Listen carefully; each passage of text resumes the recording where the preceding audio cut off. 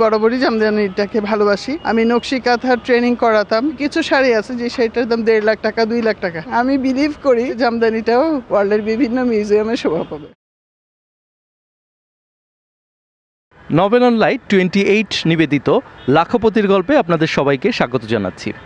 গত কয়েকটি ইন্টারভিউতে আমরা নানা ধরনের পণ্য নিয়ে কাজ করা উদ্যোক্তাদের গল্প তুলে আনার চেষ্টা করেছি। তাদের কারো বা ফ্লোরাল জুয়েলারি, কেউ বা খাবার নিয়ে কাজ করেন, অথবা কেউ বা জামদানি শাড়ি নিয়ে কাজ করেন।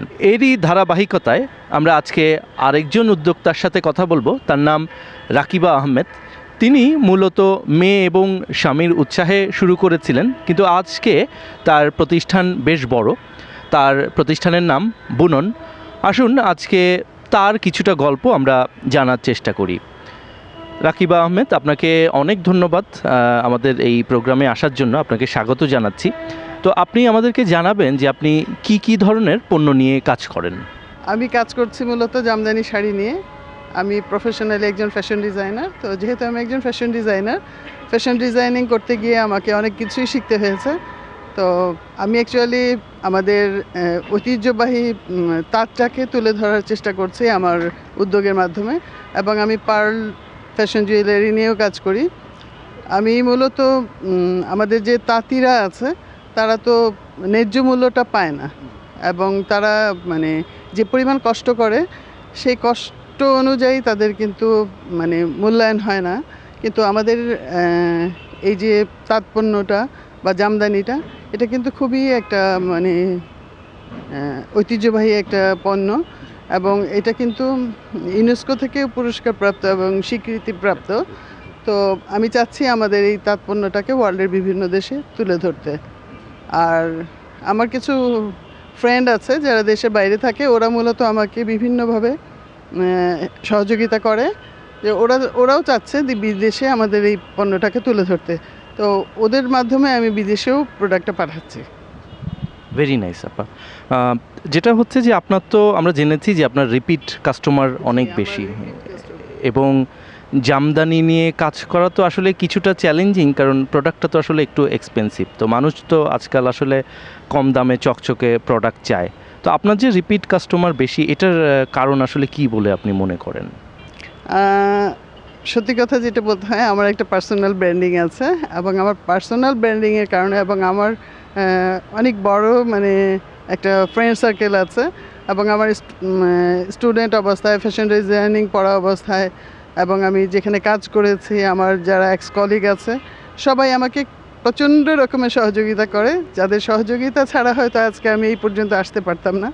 আমি যখন আমার কাজটাকে শুরু করলাম, প্রথমে আমার ফ্রেন্ড সার্কেলই আমাকে অর্ডার দেয়, এবং তাদের উৎসাহেই তারা খুবই মানে আমাকে এতভাবে উৎসাহিত করে যে তুমি কাজ করো, আমরা আছি, এবং তাদের সাপোর্টেই আমি এগিয়ে যাচ্ছি। যেমন আমার একজন ফ্রেন্ড থাকেন ইউএসএতে, ও প্রায়ই আমাকে অর্ডার করে, এবং অর্ডার করে সে আমি ছবি দিয়ে দিলে, যেহেতু সে সরাসরি দেখতে পাচ্ছে না, আমার উপরে তার অতটাই ফেথ আছে যে আমি তাকে কোনো রকম মানে বাজে জিনিস দিব না, এবং অথেন্টিক জিনিসটা আমার মাধ্যমে পাবে। আর যেহেতু আমি সরাসরি তাঁতিদের সাথে কাজ করি, সো আমি টাটকা শাড়ি টেনে দিতে পারছি। আর মার্কেটে গেলে আপনি দেখবেন যে 6 মাস বা 1 বছর বা 6 বছর পুরানো একটা শাড়ি আপনি যখন পারচেজ করতে যাবেন দিয়ে দিবে, সেই শাড়িটা কতদিন লাস্টিং করবে আপনি জানেন না। কারণ জামদানি শাড়ি হচ্ছে খুবই মানে আদুরে একটা শাড়ি, খুবই সফিস্টিকেটেড, এবং এটার খুব যত্ন আত্তি করতে হয়। তা আমরা যদি সেটা করতে না পারি, না জানি, তাহলে কিন্তু এটাকে অনেক দিন থেকে লাস্টিং করানো খুব কঠিন। তো এই জন্য জামদানিটাকে সুন্দরভাবে যত্নও করতে হবে, যেহেতু এটা একটা রাজকীয় শাড়ি। তো এই কারণে এই শাড়িটা খুবই যত্ন করতে হয়, এবং আমি যখনই আমার ক্লায়েন্টদের শাড়িগুলো দিই, সাথে এটা কিভাবে সে মেনটেন করবে সেটার একটা লিখিত ইয়ে দিয়ে দিই আমি। তো যার কারণে তারা খুব খুশি যে তুমি এত সুন্দর করে সব কিছু লিখে দিয়ে দাও যে আমি চাইলেও এটা ভুলবো না। আমি যখনই দেখবো তখনই এটার যত্ন আত্মির কথা মনে পড়বে, এবং আমি সেটা ইয়ে করি, সংরক্ষণ করি। আমি ল্যামিনেটিং করে দিয়ে দিই যাতে এটা নষ্ট না হয়। তো সবাই কি করে যে ওইটা দেখে বেশি মানে মুগ্ধ হয় যে এত সুন্দর করে তুমি যত্নটাও তুলে ধরো, এটা আমি দোকান থেকে কিনলে আমাকে দোকানদার বলবে না কখনো। এটাই মানে মূলত আমার বিজনেসের সিক্রেট। তো আপা মানে জামদানির তো একটা সংরক্ষণ পদ্ধতি আছে, যেটা আপনি একটু আগেই বলছিলেন। অনেক সময় আমরা শুনি যে শাড়ি নষ্ট হয়ে যাচ্ছে, পেঁচিয়ে যাচ্ছে। তো এই সংরক্ষণ পদ্ধতিটা কি কিছুটা শেয়ার করবেন আমাদের সাথে? শিওর। আচ্ছা, জামদানিটা যখন আমরা মানে সংরক্ষণ করতে চাই, সেটা যদি আমরা ভাজে ভাজে রেখে দেই, তাহলে কী হয়, শাড়িটা নষ্ট হয়ে যায়। এই কারণে আমাদের করতে হয় যে শাড়িটা আমরা রোলের মতো পেঁচিয়ে রাখতে পারি।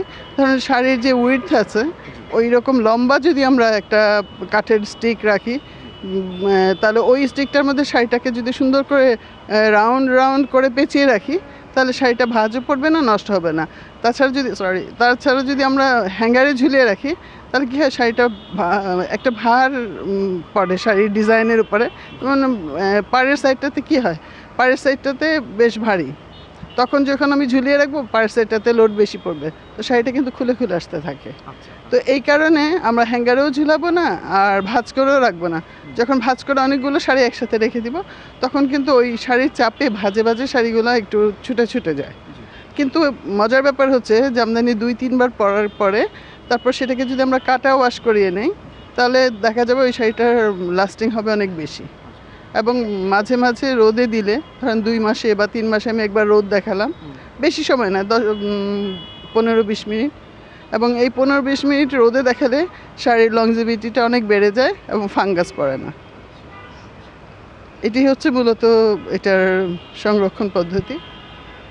আপনি তো আপা একজন ওয়ার্কিং উইমেন ছিলেন, এরপর থেকে আপনি হচ্ছে উদ্যোগে এলেন, আপনার নিজস্ব উদ্যোগে এলেন। তো আসলে ডিফারেন্সটা কি দেখেন? মানে আগে এক ধরনের কাজে ছিলেন, এখন আমার নিজস্ব উদ্যোগ শুরু করলেন। এটা আসলে আমরা তাদের কারণেই এই কোশ্চেনটা করছি যে অনেকেই চাকরি থেকে এসে নিজস্ব উদ্যোগ শুরু করতে চায়, অনেক মহিলা আছেন।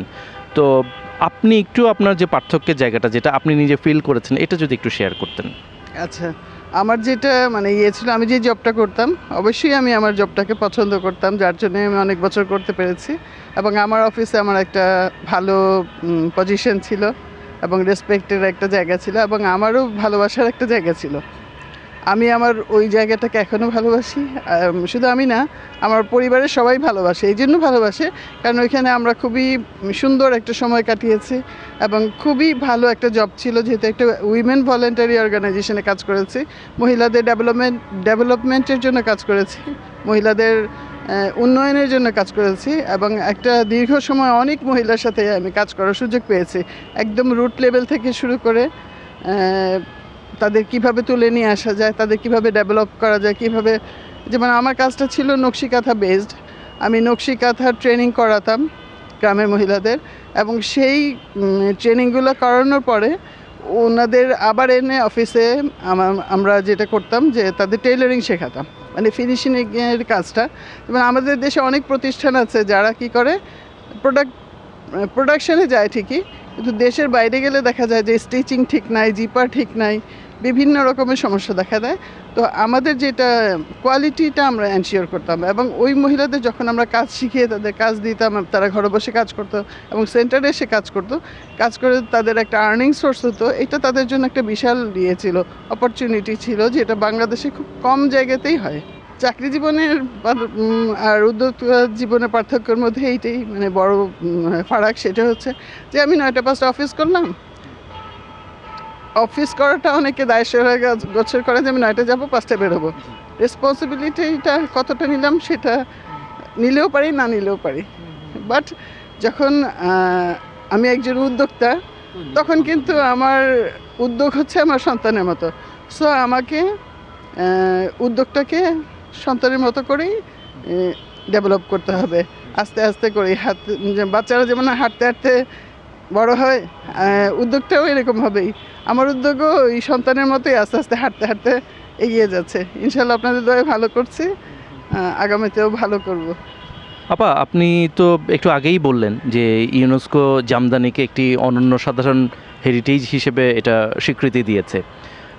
তো কিন্তু জামদানিকে ছড়ানোর ক্ষেত্রে আমাদের চ্যালেঞ্জ যেটা হচ্ছে যে এখন বিভিন্ন রকম চটকদার শাড়ি আছে, বিশেষ করে ভারতীয় শাড়ি আছে। তো এই কম্পিটিশন মোকাবেলার ক্ষেত্রে আপনি কি করছেন, অথবা এই জামদানিকে ছড়িয়ে দেওয়ার পেছনে আসলে আপনি কি ভূমিকা রাখছেন, অথবা আদৌ কোনো ভূমিকা রাখছেন কিনা, কোনো প্ল্যান আছে কিনা আপনার? জামদানিটা যেহেতু আমাদের ঐতিহ্য, আমি বরাবরই জামদানিটাকে ভালোবাসি, এবং জামদানি আমি চাই ওয়ার্ল্ডের অনেক দেশেই ছড়িয়ে যাক।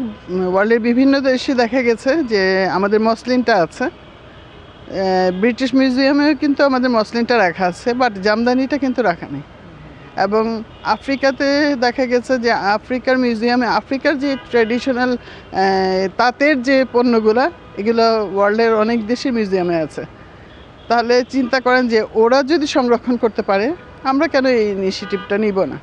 আমি চাচ্ছি যে আমাদের জামদানিটাও ওয়ার্ল্ডের বিভিন্ন দেশের বড় বড় মিউজিয়ামগুলোতে শোভা পাক এবং মানুষ জানুক। কারণ মানুষ তো জানে না আসলে আমাদের জামদানির এত মানে কি বলবো, একটা অপরচুনিটি আছে এবং এত ভালো একটা প্রোডাক্ট। এবং সত্যি কথা যেটা, এই যে এত সময় নিয়ে আমাদের তাঁতি ভাইরা কাজ করছেন, আমরা কয়জন মানুষ যাই দেখতে? হয়তো হুজুগে অনেকে জামদানি কিনে ফেলে, কিন্তু কাছাকাছি গিয়ে যদি আপনি না দেখেন তাহলে তাদের কষ্টটা আসলে ফিল করতে পারবেন না।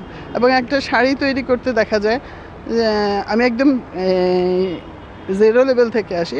ধরেন যেই শাড়িগুলো মার্কেটে 1500 টাকা 1000 টাকা পাওয়া যায়, সেই শাড়িগুলো হয়তো 1-2 দিনে ওরা করে ফেলে, চাইলেই করে ফেলতে পারে 2 দিনে।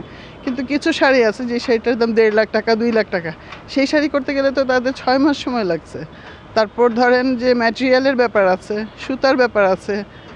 তো এই যে তারা সূক্ষ্ম বুননগুলো করেন, সময় নিয়ে নিয়ে করেন, তো তাদেরও তো একটা পারিশ্রমিক আছে। তাদের পুরো পরিবারটাই নির্ভর করে এই জামদানির উপরে।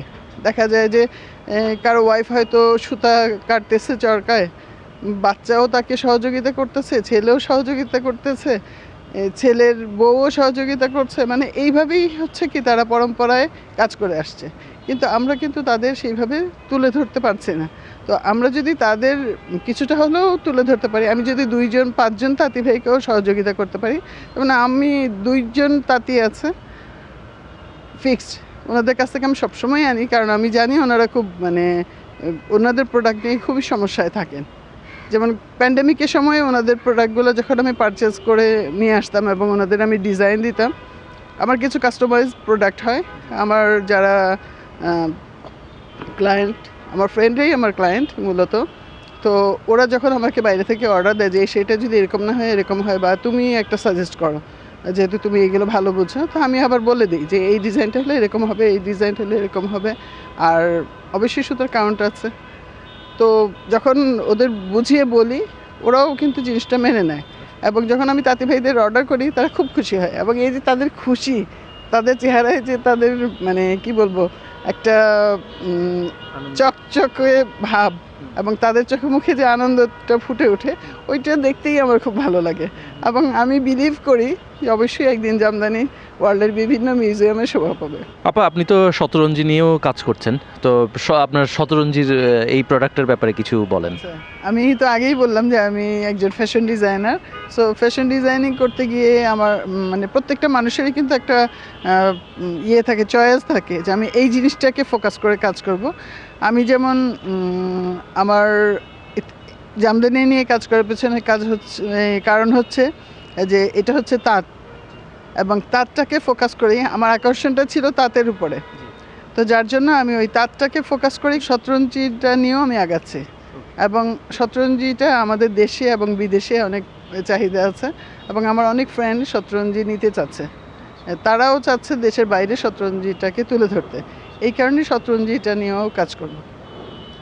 আপা, আপনাকে অনেক ধন্যবাদ। আপনার সুন্দর পথচলা কামনা করছি, আপনি এগিয়ে যান আরও সুন্দর গতিতে। অনেক ধন্যবাদ। আল্লাহ হাফেজ। আপনাকেও ধন্যবাদ।